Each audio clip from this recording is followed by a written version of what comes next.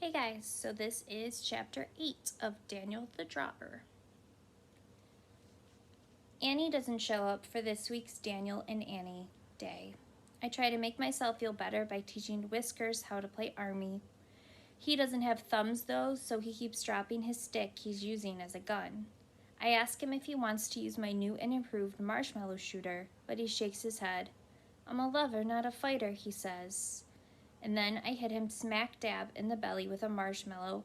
Meow, he yowls and runs to hide behind the nearest tree. He peeks his head out. Tell me when it's supposed to be fun. Oh, forget it, I sigh. I'll go see if there's any bacon left over for you. Whiskers licks his lips. Now that's what I'm talking about. I push the front door open a crack and look right and left. The coast is clear. Whiskers follows me in, then shoots off towards my bedroom before anyone sees him. When I feel pretty sure he's safe, I turn toward the kitchen and kablam! My knee buckles and I'm on the floor again. Tommy is wasting his time as a musician. If he focused half of his energy on harnessing his ninja skills instead of music that makes my eardrums bleed, he'd be unstoppable. Miss me, buddy? He asks. He does something to my arm. It feels like he's setting me on fire with his bare hands. I hope that's not something they teach at scout camp. Not really, I cry. He actually looks surprised that his torture isn't the best part of my day. Would you say? No. He twists the skin on my arm again and I yelp. A horrible hissing noise comes from somewhere above my head. It grows louder and then mixes in with a low growl. I turn enough to see Whiskers a few feet away with his back arched and fur standing straight up. Buddy, your cat doesn't look very happy. Whiskers stalks forward. You're not gonna be happy if you don't.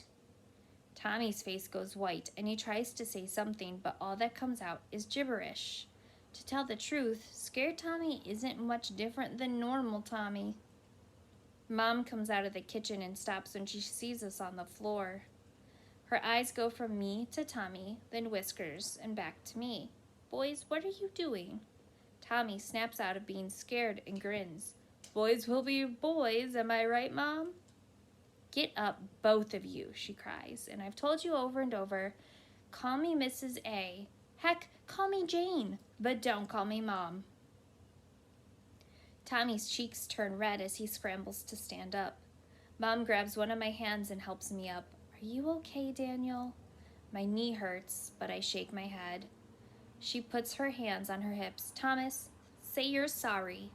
Tommy looks like he wants to tell her his name is Tommy, not Thomas, but he knows it would be a dumb move. Sorry, buddy. My name's Daniel, not Buddy, I say. He blinks but doesn't say anything. Then Mom makes him wait for Lila out on the porch. Now, I want you to get that cat out of here. You know your sister's allergic. Mom turns back to face me. Cat? What cat? I say. Are you feeling okay, Mom? Maybe you caught what I had. She spins around looking for Whiskers, who took off running as soon as Mom kicked Tommy out of the house. Then she rubs her eyes with her hands and says, I need a nap and chocolate. When I get back to my room, I find Whiskers breathing heavy under my bed. Being real sure is hard, kid, he says. You're telling me. I plop down at my desk and stare at my notebook. Thanks for sticking up for me out there with Tommy. One of my blankets fell off of my bed this morning and Whisker turns it into a cat bed. Before he closes his eyes, he yawns and shows me every one of his pointy teeth. That's what friends do, right? Yeah, I guess they do. Thanks for being my friend, Whiskers. I wait for Whiskers to tell me what a great friend I am, but he doesn't say anything. When I look back, he's snoring. A little while later, there's a knock on my door. Whiskers, who had been sunning himself on the edge of my desk, scrambles away so fast that he knocks my notebook onto the floor. Yeah, I say as I bend over to pick it up. Mom opens the door. Her hair stands up on one side of her head like she really did take a nap. I'm sure you meant to say, come in, best mother in the world, didn't you? I shrug. She stares at me from the doorway for a few seconds before coming over to sit on my bed. No Annie today, she asks. No.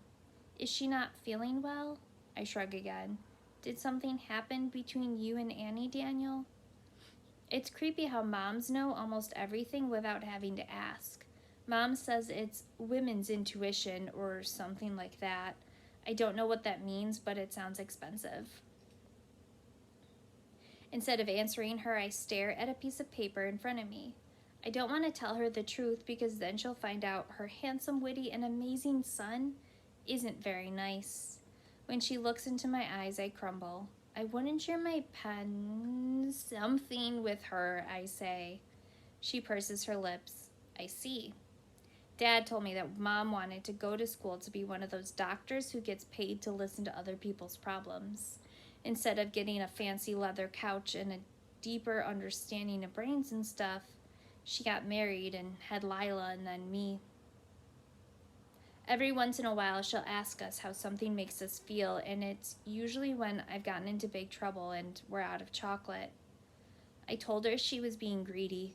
I say, But really, I was the one being greedy because if she borrowed this thing, then I wouldn't have it to draw, to do stuff with. Mom closes her eyes, and the corners of her mouth turn up a tiny bit. How very specific of you. I look at the floor. Sorry. She comes over to me and wraps her arms around my shoulders. I'm so sorry you're hurting, honey. I know how much you care for Annie. Tears blur my vision, and I bury my face in her shoulder. I just miss her so much, I say. It's hard when someone you love is mad at you. I shudder. Mom said the L word. It's bad enough to hear the kissy noises at school, but now Mom's getting in on it too. Love. I sniff. I don't love Annie. That's disgusting. Mom rolls her eyes and ruffles my hair with her hand. You know what I mean. I won't admit it, but I do know what she means. Do you think she'll ever forgive me? Maybe, or maybe not, she shrugs. I don't know for sure, but the best you can do is say you're sorry and see. My eyes wander back to the doodles on the page of my open notebook. Mom gives me an idea, and I'm anxious to get started. Thanks, she smiles. Of course, honey. Before she leaves my room, I stop her. Oh, and Mom? She raises her eyebrows. Yes? Do you think you could help me with something? That depends, she says. This wouldn't happen to involve a pogo stick, bottle rockets, or a badger, would it? My mom knows me so well. I laugh and shake my head. Not this time. I want to know how to make friends.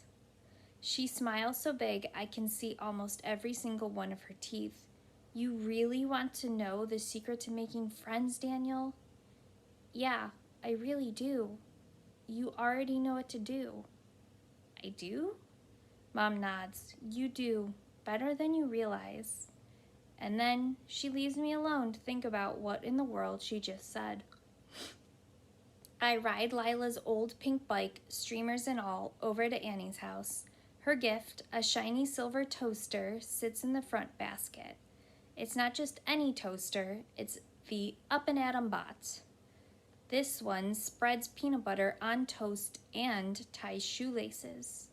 Annie only knows how to tie her laces in bunny ears. So I figure the toaster is not only nutritious, but it's also educational. I tried to draw an invention that would make peanut butter and jelly sandwiches that could also tie shoes, but it kept smearing jelly on my shoelaces and tying my bread. That design needs more work. I tape a note to the outside of the toaster too.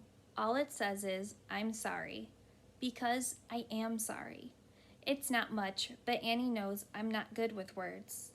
Annie doesn't come to the door when I knock, but I know she's there. She's kind of hard to miss because she's glaring out at me from her big living room window. Toaster for you. I mouth the words at her, pointing at the shiny square under my arm. I set it down on the doormat like I'm making an offer to the queen. I wait for a few minutes to see if she'll come out to grab her present, but she doesn't, so I leave. When I ride my bike past her house 15 minutes later, the toaster is gone. Someone who really likes toast could have snatched it from her doorstep, I guess. But when I try to talk to Annie at school on Monday, her breath is extra peanut buttery. If only extra peanut buttery meant we were still friends. So that was chapter 8.